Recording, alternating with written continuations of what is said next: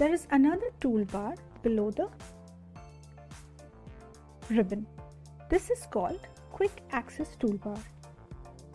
By default, this toolbar holds some of the very important tools that we use very frequently. For example, save, undo, redo, sort, spell check.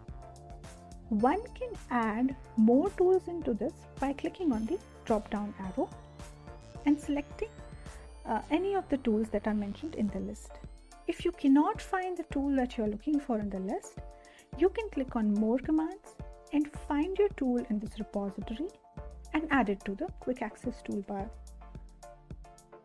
For example, I'm going to select the sum function here and I'm going to add it to my Quick Access Toolbar. It is also very easy to remove these tools from the Quick Access Toolbar by simply right-clicking and clicking on the Remove from Quick Access Toolbar function.